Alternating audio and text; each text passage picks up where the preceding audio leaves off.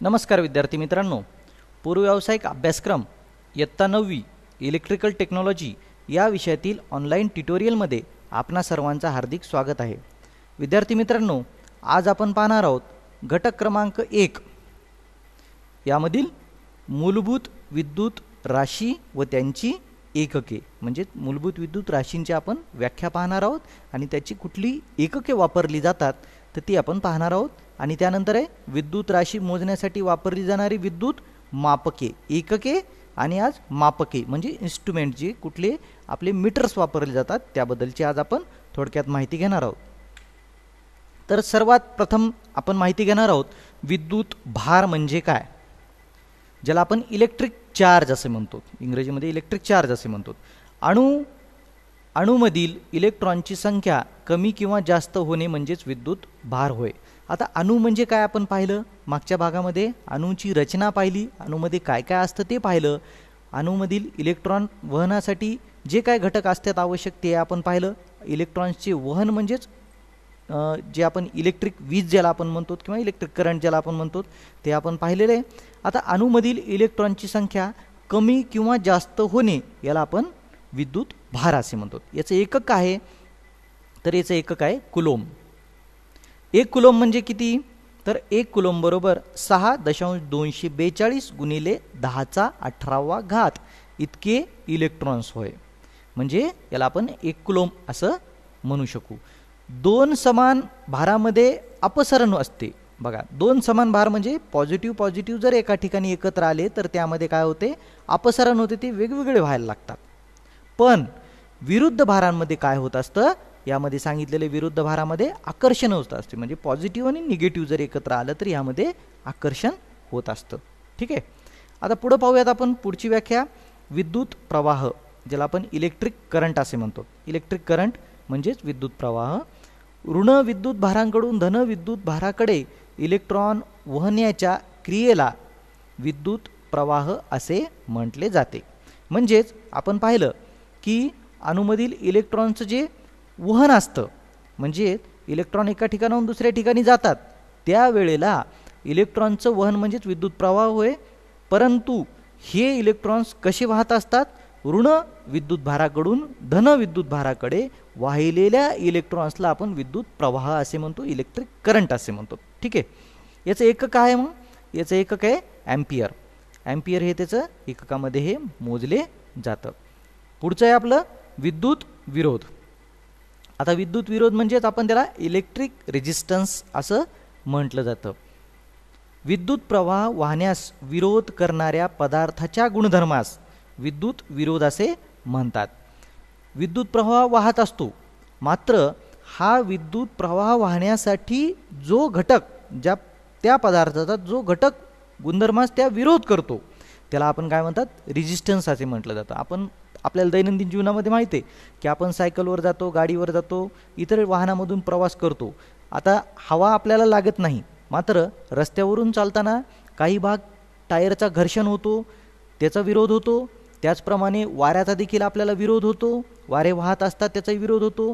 म्हणजे अशा काही घटकांचा आपल्याला रस्त्यावरून जात असताना देखील विरोध होतो. तो आपल्याला दृश्य स्वरूपात दिसत जरी नसेल तरीसुद्धा आपल्याला त्या घटकाचा विरोध होत असतो. तसं इलेक्ट्रिक करंट एका ठिकाणाहून दुसरीकडे वाहत असताना त्या पदार्थातील आतील गुणधर्मामुळे जो विरोध होतो, पदार्थाच्या या गुणधर्मास काय म्हटले जाते, विरोध असे म्हटले जाते. त्याचं एकक आहे ओहम. ठीक आहे, या चिन्हाने हे दर्शवलं जातं. आता इलेक्ट्रिक करंट ज्या वेळेला वाहतो त्यामध्ये दाब असतो, त्यानंतर त्यामध्ये प्रवाह देखील वाहत असतो आणि प्रवाहास विरोध करणाऱ्या घटकास आपल्याला विरोध, इलेक्ट्रिक रेजिस्टन्स असं म्हणता येईल. ठीक आहे. पुढे पाहूयात आपण इलेक्ट्रोमोटिव्ह फोर्स, त्याला आपण म्हणतो EMF. EMF या आपल्या शॉर्ट फॉर्ममध्ये त्याला EMF असं म्हटलं जातं, या नावानं आपण संबोधलं जातं. इलेक्ट्रॉन वाहण्यासाठी ज्या दाबाची आवश्यकता असते त्याला इलेक्ट्रोमोटिव्ह फोर्स असे म्हटले जाते. आता इलेक्ट्रॉनचे वहन आपण पाहिले म्हणजेच वीज होय. तर इलेक्ट्रॉनचं वहन हे ऋण भाराकडून धन भाराकडे होत असतं, त्याला आपण इलेक्ट्रिक करंट असे म्हणतो. मग हे इलेक्ट्रिक करंट वाहण्यासाठी, हे प्रवाहित होण्यासाठी ज्या दाबाची आवश्यकता असते त्याला आपल्याला इलेक्ट्रोमोटिव्ह फोर्स असे म्हणतात. त्याचं एकक आहे 1 व्होल्ट, म्हणजे त्याला व्होल्ट असं म्हटलं जातं एकक. ठीक आहे. पुढे आहे पोटेन्शियल डिफरन्स. पोटेन्शियल डिफरन्स म्हणजे काय? पीडी, ज्याला आपण म्हणतो पीडी, पोटेन्शियल डिफरन्स. विद्युत मंडळातील दोन टोकामधील विद्युत दाब म्हणजे पोटेन्शियल डिफरन्स होय. बघा, विद्युत मंडळातील दोन टोकामधील विद्युत दाब म्हणजे दोन टोकामधला जो विद्युत दाब असतो यालाच आपण पोटेन्शियल डिफरन्स असे म्हटलं जातं. त्याला विद्युत दाब असेही म्हटलं जातं. एखाद्या उपकरणाला दिले गेलेलं व्होल्टेज ते मोजण्यासाठी एकक जे आहे ते व्होल्टमध्ये मोजलं जातं, म्हणजे त्याला पोटेन्शियल डिफरन्स असं म्हटलं जातं. ठीक आहे. इथपर्यंत आलं आपल्या लक्षात. पुढे पाहूयात लोड. आता लोड म्हणजे काय? तर विद्युत मंडळामध्ये खर्च करावी लागणारी शक्ती म्हणजेच लोड, किंवा त्याचं एकक आहे वॅट. वॅटमध्ये आपण त्याचं एकक मोजलं जातं.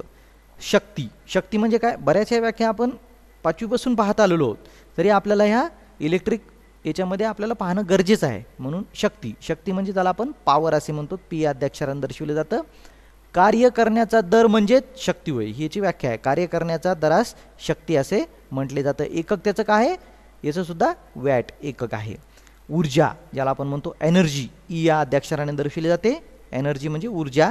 कार्य करण्याची क्षमता म्हणजेच ऊर्जा होय. कार्य करण्याची क्षमता जी असते त्याला आपण ऊर्जा असं म्हटले जातं. त्याचे एकक आहे किलोवॅट आवर. किलोवॅट आवरमध्ये हे मोजल्या जातं, म्हणजे ऊर्जा ही एनर्जी किलोवॅट आवरमध्ये मोजल्या जाते. आपल्या घरातील जे मीटर्स असतात, जे MSCBनं दिलेले मीटर जे असतात, त्याची जी क्षमता आहे ती किलोवॅट आवरमध्ये मोजल्या जाते. ठीक आहे. पुढे पाहूयात आपण विद्युत राशी मोजण्यासाठी वापरली जाणारी विद्युत मापके. म्हणजेच हे जे आता जे आपण व्याख्या पाहिल्यात, हे मोजण्यासाठी जे मापक आहेत म्हणजे इन्स्ट्रुमेंट्स आहेत, जे मीटर्स आहेत, त्याला आपण मीटर्स म्हणूयात. ते मीटर्स कुठले कुठले मीटर्स वापरले जातात, कुठल्या याच्यासाठी कुठले मीटर्स, हे आता आपण पाहणार आहोत. अनुक्रमांक 1 पाहूयात. एक विद्युत दाब म्हणजेच आपण व्होल्ट मीटर असं म्हणू त्याला. व्होल्ट मीटर किंवा व्होल्टेज. विद्युत दाब म्हणजे व्होल्ट. व्होल्ट मोजण्यासाठी कुठलं मीटर आहे मग? व्होल्ट मीटर ज्याला आपण म्हणतो. त्याचं सांकेतिक चिन्ह कसं आहे? हे गोल काढून व्ही या अक्षराने दाखविले जातं, याला म्हणतात व्होल्ट मीटर. त्यानंतर आहे विद्युत प्रवाह, इलेक्ट्रिक करंट.